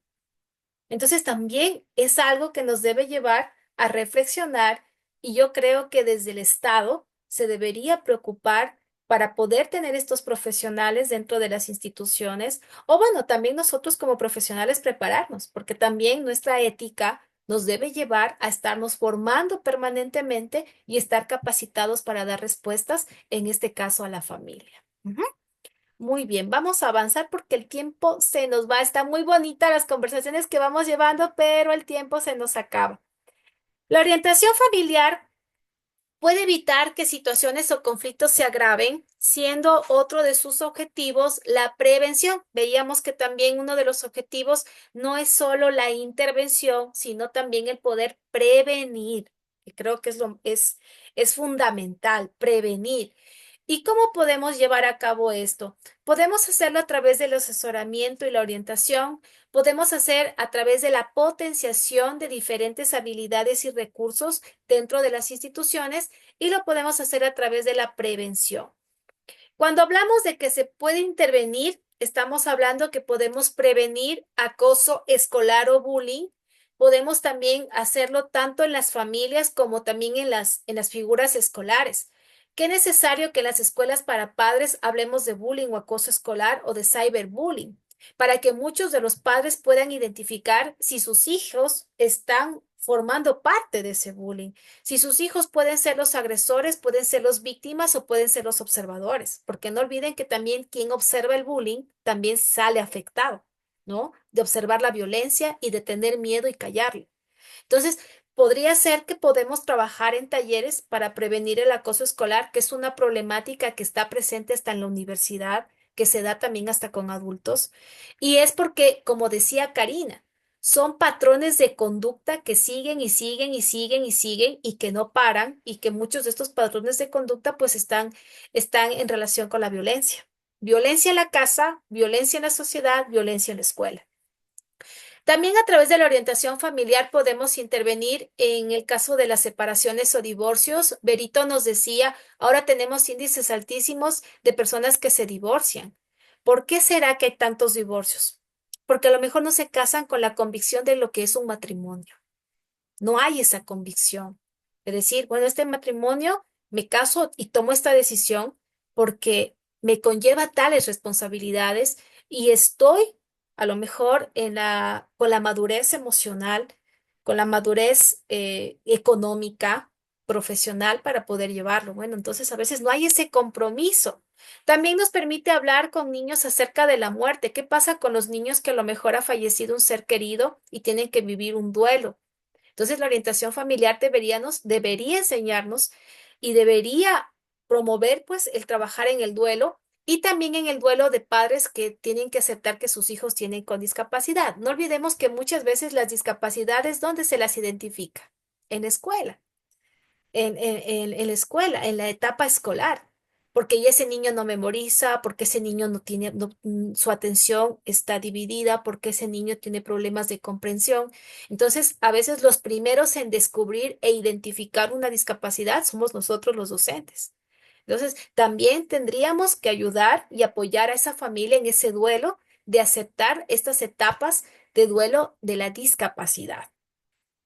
También nos permite orientar a padres sobre distintos problemas familiares que pueden ser problemas de violencia, pueden ser problemas de consumo de alcohol y drogas, a veces el no tener trabajo, son situaciones que promueven conflictos dentro de la dinámica familiar.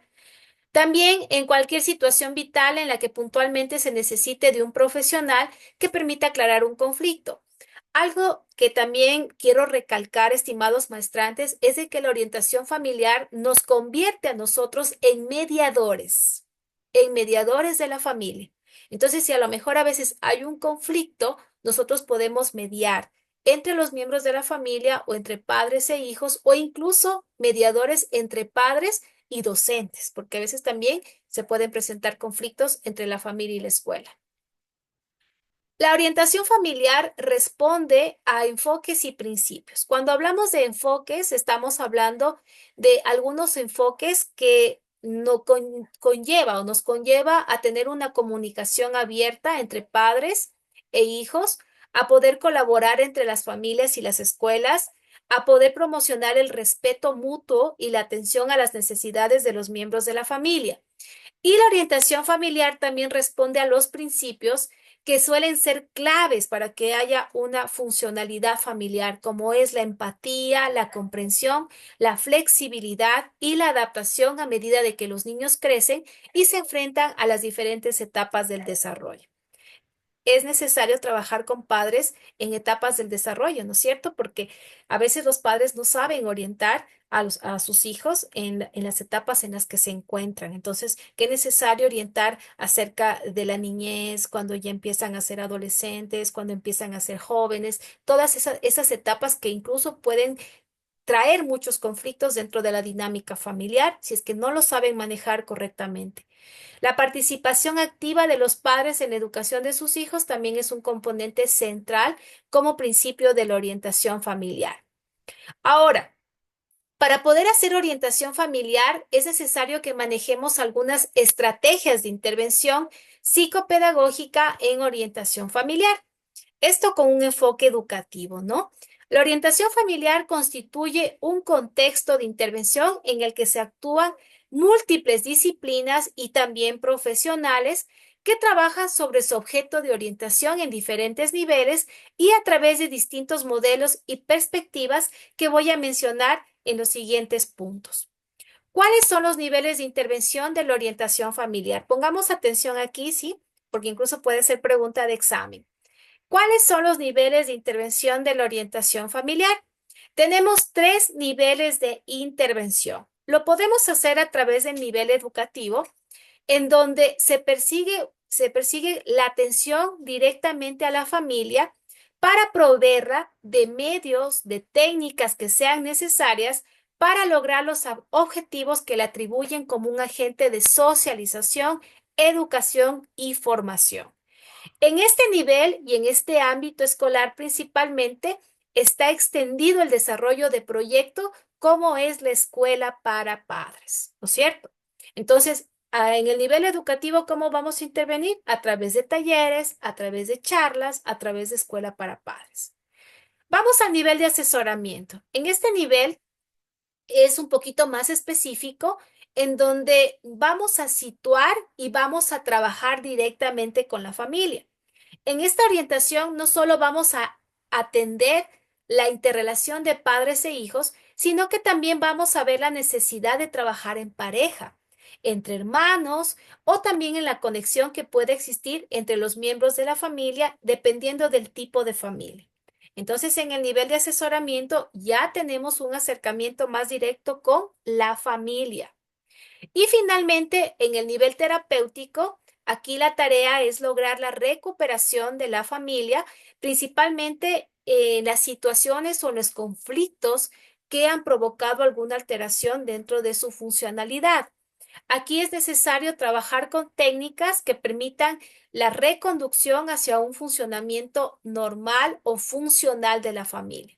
Cuando hablamos de un nivel terapéutico, aquí sí ya creo que estaría más introducido a los profesionales que trabajan en el área de la psicología clínica, porque ellos ya tienen algunas técnicas terapéuticas que son especiales para trabajar con el sistema familiar. Ahora, para poder hacer esta intervención y para que nosotros podamos ser unos correctos orientadores familiares, debemos cumplir con ciertas cualidades. Entonces, vamos evaluándonos también y vamos haciendo ahí un checklist. ¿Será que cumplo con estas cualidades para ser orientador familiar? El orientador familiar debe tener una capacidad de escucha. Esto significa ir más allá de las palabras, es decir, tener la habilidad de poder leer entre líneas, captar miradas, captar gestos y tonos de voz. Es decir, que sepa callar y que tenga la capacidad de poder interpretar los silencios. Miren, es una habilidad que deberíamos tener como orientadores familiares para atender a las familias.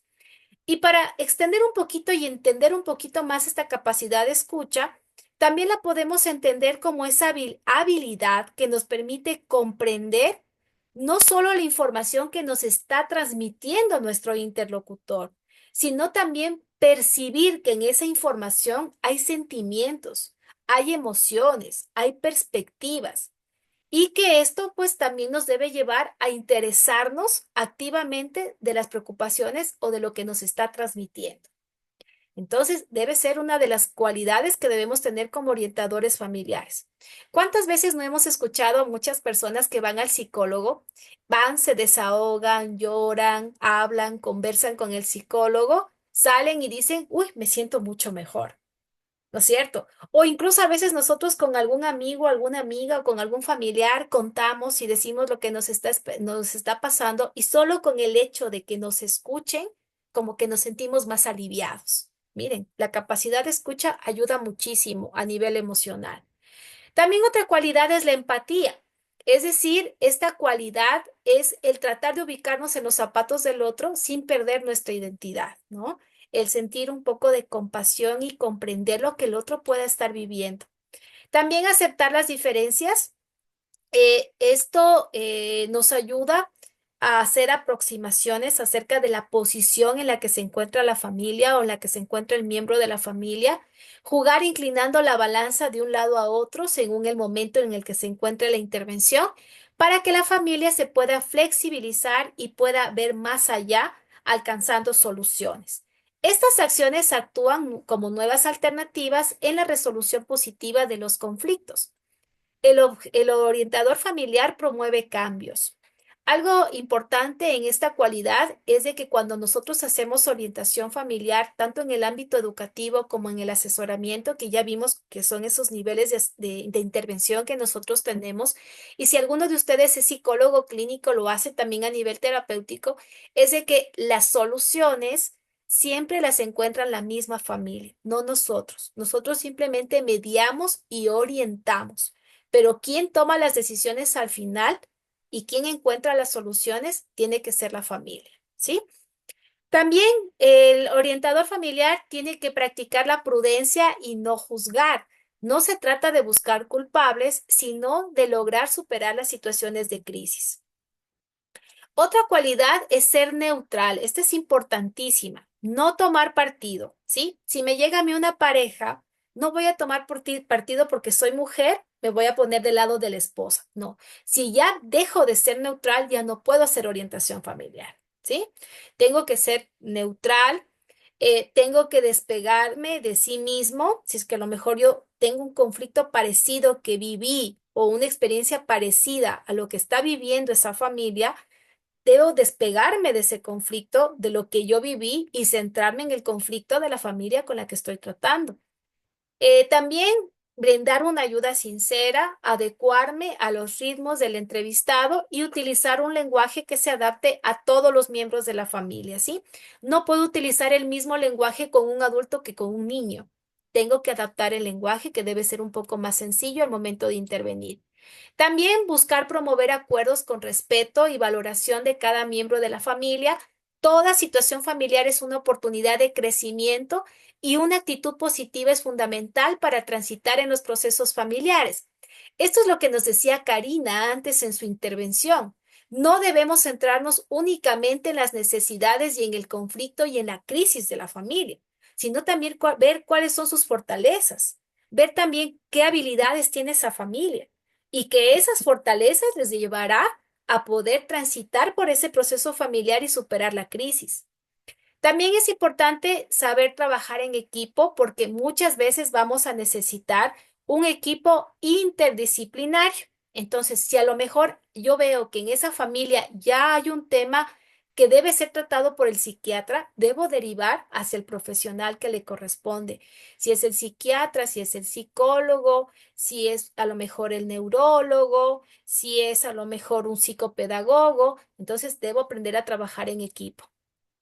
También hay que respetar siempre la confidencialidad, ya que entra en juego la intimidad de la familia y de cada uno de los miembros, y este trabajo pues exige disponibilidad y una discreción especial. Siempre, estimados maestrantes, cuando nosotros vamos a hacer orientación familiar, en el primer encuadre o en la primera entrevista que tenemos con la familia, siempre, siempre, siempre vamos a decir que toda la información que nos dé la familia es confidencial, ¿sí? Que no la vamos a exponer, que son casos confidenciales, y esto también nos permite desarrollar lo que se llama en psicología el rapport o el joining, que es el brindar la confianza a la familia para que pueda decir, contar lo que realmente está viviendo sin enmascarar la información.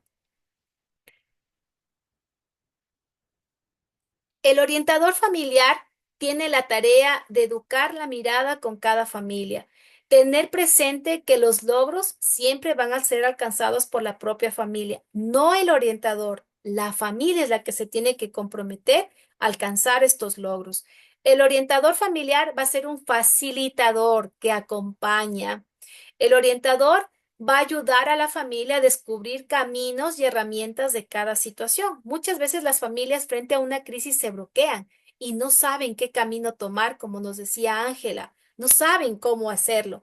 Entonces nosotros simplemente desde un ente externo vamos a ayudar a mirar a lo mejor otras alternativas de solución, llegar a acuerdos, llegar a compromisos en donde todos puedan participar y dar solución al conflicto. El orientador familiar es un medio, no un fin. Vuelvo y repito, quienes llegan a tomar las decisiones de cambio son la familia, no nosotros. La familia es el artífice de sus propios logros y todos los miembros de la familia van a influir mutuamente para contribuir a la solución del problema. ¿Qué elementos pueden colaborar para mantener las alianzas en la familia? Primero, que los entrevistados asistan de manera puntual, cumpliendo con la fecha y horario pactado. Cuando vamos a hacer orientación familiar, vamos a llegar a un encuadre en donde vamos a decir, vamos a tener tantas sesiones, en estas sesiones necesito que lleguen puntuales y vamos a ir cumpliendo para poder solucionar su conflicto. También que la familia sean quienes tomen la iniciativa del encuentro. Cuando un tratamiento se estanca, pues es necesario analizar la alianza de la familia. A lo mejor hay alguien que no quiere participar de la orientación familiar. Si la persona no quiere voluntariamente participar, no podemos hacer orientación familiar. Alguien que está de manera involuntaria o que se siente forzado, realmente no podemos hacer y es necesario pues que esa persona se desvincule de la orientación. También se deben adecuar ritmos ajenos y propios, es necesario utilizar un lenguaje acorde a los entrevistados. Se debe tener en cuenta el uso del cuerpo, las posiciones y el nivel sociocultural de los entrevistados. Utilizar humor y buscar que el otro se sienta que se trabaja en conjunto. Miren, son algunas estrategias que podemos utilizar al momento de hacer orientación familiar. Y decía que dentro de esas estrategias, los gestos, las miradas, el tono de voz dice mucho. El lenguaje corporal dice mucho cuando estamos haciendo orientación familiar. Y no solo en la orientación, en clases, cuando estamos dando clases, cuando estamos conversando con alguien, cuando nos estamos comunicando, el lenguaje corporal nos puede dar mucha información. Este lenguaje corporal nos facilita, si hablamos de orientación familiar, nos facilita a través de los gestos, de las emociones, del tono de la voz, nos facilita poder interpretar información. El poder interpretar el lenguaje corporal es algo muy positivo dentro de estas estrategias porque nos va a ayudar a comprender mejor lo que nos está queriendo decir y también lo que está ocultando, ¿sí? Entonces, yo les he traído aquí algunas cositas que a lo mejor nos pueden ayudar dentro de la orientación familiar y también como docentes. Por ejemplo, uno de los miembros de la familia o el niño, el adolescente, el papá o la mamá entrelaza los dedos mientras estamos haciendo orientación o mientras estamos conversando. Esto pues de alguna manera inconscientemente refleja autoridad. El tener los brazos cruzados todo el tiempo mientras hablamos también denota una actitud como a la defensiva. No nos hemos ganado aún la confianza o el rapport, está como a la defensiva. Mirar hacia abajo también refleja el no creer en lo que se está escuchando.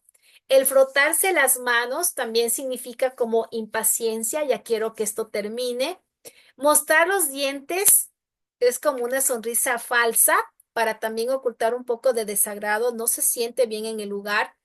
El morderse el labio inferior también puede manifestar un poco de preocupación, inseguridad y duda. El cubrirse la boca puede ser también algo de susto, de intimidación. El tener una boca curvada hacia abajo, desánimo y tristeza. Las piernas en movimiento constante pueden ser un signo de ansiedad o intranquilidad. Y esto vemos mucho, por ejemplo, en los adolescentes. Yo veo mucho esto en la universidad, de que los chicos siempre están como con las piernas en movimiento y que son signos de ansiedad o intranquilidad. Una persona esperando que adelanta constantemente un pie puede indicar de manera general, pues, que desea irse o pues o también cuando dirige el pie hacia una persona, lo que le interesa de esa persona o que está escuchando a esa persona. Las piernas y tobillos cruzados, al igual que los brazos, también indican que están en un mecanismo de defensa, que están a la defensiva de manera inconsciente, y también significa que la persona está cerrada. Si su cara mira hacia cualquier parte, ni siquiera desea participar de la conversación, no nos está poniendo atención. Entonces, como les digo, el lenguaje corporal también es una estrategia que nos ayuda mucho en la orientación familiar para entender cuál es la posición o lo que trata de decirnos las personas al momento de que se están comunicando. Para terminar con esta clase del día de hoy, tengo dos preguntas para reflexionar. ¿Qué problemáticas puede atender un orientador familiar? Ya dije algunas de las problemáticas, pero desde su experiencia, ¿qué problemáticas creen que podemos atender a través de esta orientación familiar en las escuelas? Y también, ¿qué otras cualidades de las que ya mencioné debería tener un educador o orientador familiar? Ya hablamos de que tiene que ser neutral, que tiene que saber escuchar, que tiene que ser prudente, que tiene que guardar y guardar la información, ser confidencial, respetar mucho los puntos de vista de las personas que están participando, Entonces, ya vimos algunas cualidades. ¿Cuáles otras creen que también debería tener un orientador familiar? A ver, ya para terminar con la clase del día de hoy, ¿alguien que desee participar? A ver, escuchémosle a alguien más, algún otro maestrante que no le hemos escuchado en esta noche. A ver, Lady, ¿tú qué opinas acerca de estas dos preguntas? Ok, buenas noches, doctora, compañeros. Bueno, importantísimo realmente todo el contenido que hemos revisado en esta clase, ¿no? De mucha importancia, muy valioso. Ahora bien, qué problemáticas puede atender un orientador familiar? Yo creo que básicamente el orientador familiar puede ser una guía, puede ser una persona realmente importante que proponga estrategias que pueden ser implementadas en la familia para mejorar su dinámica, para mejorar, por ejemplo, el hecho de cómo establecer límites sanos, cómo manejar la dinámica familiar, ¿no? Y digo esto, realizar la propuesta, porque como usted lo dice, el orientador familiar no es el que cambia la familia, sino la decisión de los propios integrantes de la familia los que realizan este cambio. Y en cuanto a las características que debe tener el orientador familiar, yo creo que debe ser bastante empático, no por el hecho de decir, me pongo en el zapato de esta persona como para mm, tachar o quizás cerrar un poquito en la intervención, sino más bien para tratar de entender de parte y parte de las personas que estén actuando en la orientación familiar, pues, y poder ofrecer estrategias oportunas para el cambio. Perfecto, muchas gracias, Lady. Muy acertada en su reflexión. Muy bien, ¿alguna otra persona? A ver, vamos con otra intervención. Le voy a pedir a Michelle, ¿qué piensa al respecto?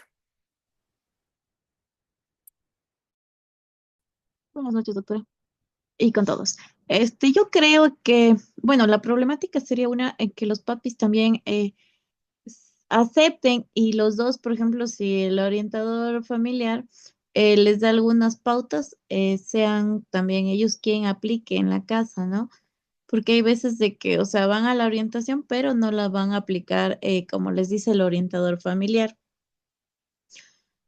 creo yo. Entre las de las cualidades, yo creería que debería ser bien empático, ¿sí? Y la escucha debe ser igualmente adecuada y escuchar las dos partes las dos partes. O sea, yo diría una orientación primero, una reunión, o sea, sí familiar, pero también debería ser unas reuniones también individuales y nuevamente familiares. O sea, depende el caso, ¿no? Y debería ser bien empático el orientador y la escucha igual activa. Muy bien, muchas gracias. Entonces, estimados maestrantes, siempre recordemos que nosotros podemos, a través de esta orientación familiar, atender las problemáticas, las crisis que viven las familias y que de seguro pues van a ayudar muchísimo a los niños que tengan una necesidad educativa específica asociada o no a la discapacidad, aquellos niños que tienen problemas de conducta, aquellos niños que a lo mejor están con algunas conductas disruptivas dentro del aula o que tienen algún trastorno generalizado del desarrollo. Creo que podría ayudar muchísimo. Y no solo los que tengan estas necesidades, sino para todos. Realmente esta orientación familiar sirve para todos porque decíamos que el punto más importante debería ser la prevención, el tratar de prevenir antes que intervenir. Bueno, hemos terminado con la clase del día de hoy. Simplemente, bueno, voy a terminar con esta frase que me parece muy bonita como para cerrar todo lo que hemos conversado, todo lo que hemos compartido en esta noche. Y dice lo siguiente. La confianza, el respeto y la solidaridad deben ser siempre la base de la calidez familiar. Dedica cada día tiempo a tu familia. Piensa en ellos, ponte en su lugar y siempre que puedas, abrázalos y muéstrales tu amor como mejor sepas. Recuerda que tu familia es la más inmensa de tus fortunas. Qué lindo. Me encanta esta frase, me identifico mucho con esta frase y esa es la tarea para el día de hoy de abrazarlos Y si no podemos hoy, mañana. Y si no podemos mañana, el momento que los tengamos cerca, abracémosles. Y así como vimos el experimento social del inicio, digámosles gracias por existir, gracias por estar aquí. Abracémoslos, démosles esa calidez y hagámosles sentir importantes. Lo importantes que son para nuestra vida y esa fortuna tan inmensa que tenemos. Quiero terminar simplemente recordándoles, toda esta información ustedes la tienen en la plataforma ELSA, que son las actividades académicas que deben ir cumpliendo. Bueno, tenemos la próxima actividad, que es la tarea autónoma. En esta tarea autónoma está abierta del 17 al 23 de enero del 2025. Es decir, desde el día de mañana, si no me equivoco, si el día de mañana ustedes ya pueden empezar a presentar las tareas. Esta tarea tiene como prerequisito el poder leer los textos básicos de la asignatura y también el hacer un análisis del artículo científico denominado Familia y Discapacidad, consideraciones apreciativas desde la inclusión. Ustedes en la plataforma ELSA tienen el link para que puedan acceder directamente a este artículo científico que es muy interesante. También como un prerequisito, si ustedes desean, pueden hacer una ampliación bibliográfica para poder entender mucho mejor la temática de lo que van a desarrollar. El proceso para presentar la tarea. Fase 1. Vamos a extraer las ideas principales del artículo científico. Vamos a buscar y seleccionar fuentes bibliográficas en Google Académico que estén relacionadas con el aporte teórico e investigativo acerca de esto de la dinámica familiar, este tema de la dinámica familiar en el marco de la discapacidad. En la fase 2, luego de que ya tenemos estas ideas principales, vamos a realizar una infografía, ¿sí?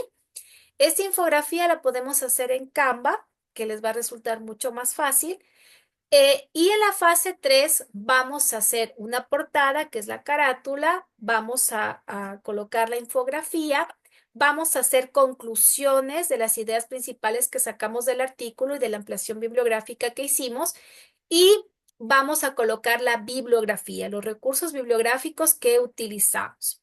En la fase 4 vamos a subir el documento en formato PDF a la plataforma ELSA de acuerdo a las fechas establecidas y no se olviden de que debemos utilizar las normas APA séptima edición. Y en la fase 5 pues es la evaluación y la acreditación que va a ser la docente de la tarea. No se olviden, estimados maestrantes, por favor, ver la rúbrica de evaluación que les va a permitir orientarse acerca de la tarea de aprendizaje autónomo y los textos básicos, pues que también los tienen en la plataforma ELSA. También en esta semana del 17 al 23 de enero ya se nos acerca la evaluación de la unidad 1, ¿sí? Ya estamos terminando, si ustedes revisan el sílabo, estamos ya culminando todas las temáticas de la unidad 1. Aquí tenemos cuáles son las temáticas. Una construcción desde la diversidad, las principales teorías sobre la familia, la aproximación al concepto de familia, organización familiar, el orientador familiar.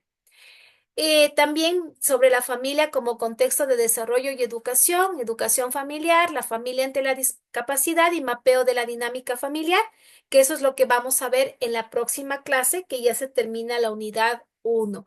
Por favor, revisar toda esta información está en los textos básicos y también yo les he subido los recursos educativos de lo que vamos viendo cada clase. Todos esos recursos están en la plataforma ELSA, al igual que también los videos que quedan grabados de la clase, ¿sí?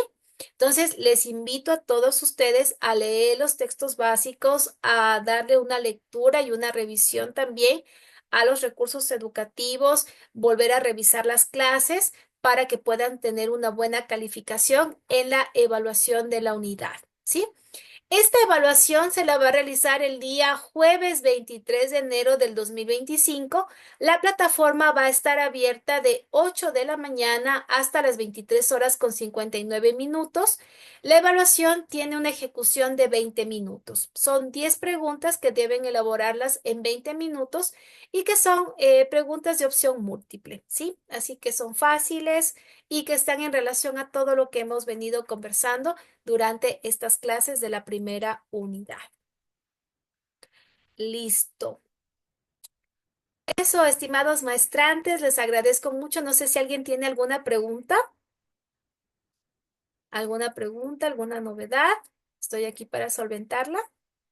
¿No? ¿Estamos claros? ¿Ya?